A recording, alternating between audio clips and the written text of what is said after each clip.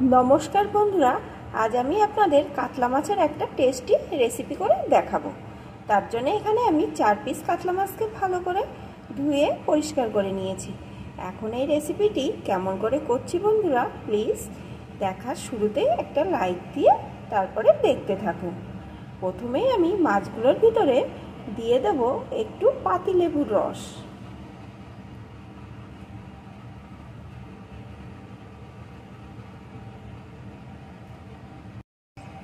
দিয়ে দেব সামান্য একটু লবণ। এখন মাছগুলোকে আমি ভালো করে মাখিয়ে নেব। ভালো করে লেবুর রস আর লবণ দিয়ে আমি মাখিয়ে নিয়েছি। এখন আমি 15 মিনিট মতন এটাকে রেস্টে রেখে দেব। এদিকে আমি একটা কড়াই বসিয়ে কড়াইটা গরম হয়ে যাওয়ার পর কড়াইয়ের ভিতরে 1 টেবিল স্পুন সর্ষের তেল দিয়ে দিয়েছি। এখন তেলটাও ভালো রকম গরম হয়ে গেছে। এখন এর ভিতরে দিয়ে দেব একটু পেঁয়াজ কুচি, দিয়ে দেব কয়েক কোয়া রসুন। এখানে আমি 4-5 কোয়া ছোট সাইজের রসুনের কোয়া দিয়ে দিলাম, আর দিয়ে দেব একটু আদা। বন্ধুরা, মাছের পরিমাণ বুঝে এইগুলো ব্যবহার করতে হবে। আমার এখানে 4 পিস মাছ, তাই আমি সেই বুঝে ব্যবহার করলাম। পেঁয়াজটা কিন্তু আমি একটা ছোট সাইজের দিয়েছি, একটু আদা আর দিয়েছি ছোট সাইজের 4-5টা রসুনের কোয়া। এখন এগুলোকে একটু ব্রাউন কালার পর্যন্ত ভেজে নেব। এইভাবে মিডিয়াম আছে নাড়তে নাড়তে আমি ভেজে নেব যতক্ষণ না এগুলো কালারটা ব্রাউন কালারে আসে। দেখুন বন্ধুরা, এগুলো কিন্তু ভাজতে ভাজতে কালারটা কত সুন্দর চেঞ্জ হয়ে গেছে।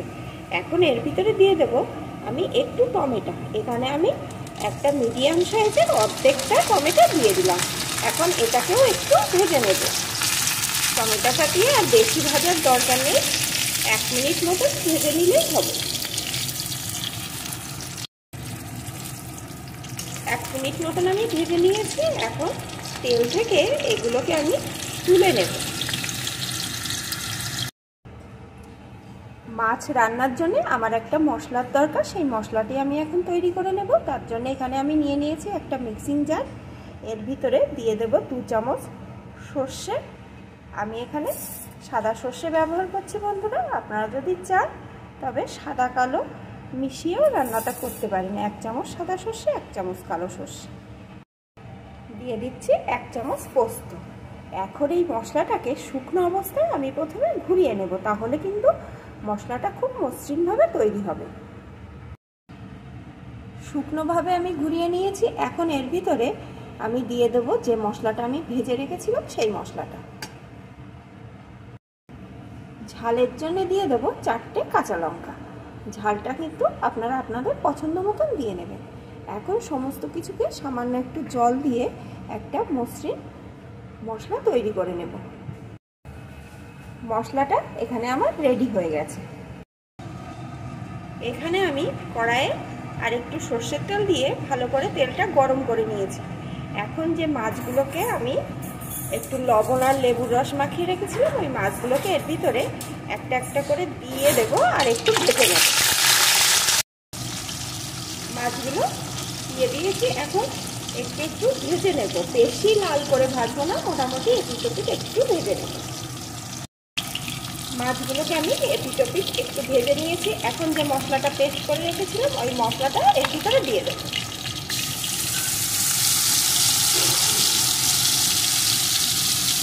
আর এই মিক্সিং জারটা ধুয়ে দিয়ে দেবো একটু জল।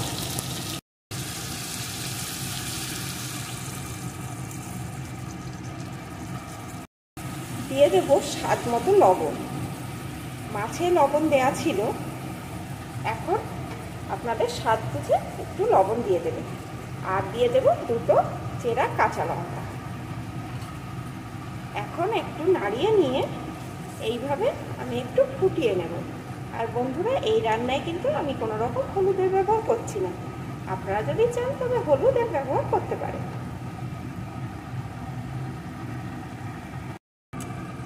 বেশ কিছুক্ষণ কিন্তু আমি ফুটিয়ে নিয়েছি। দেখুন বন্ধুরা, দেখলেই বুঝতে পারছেন কতটা লোভনীয় হয়েছে।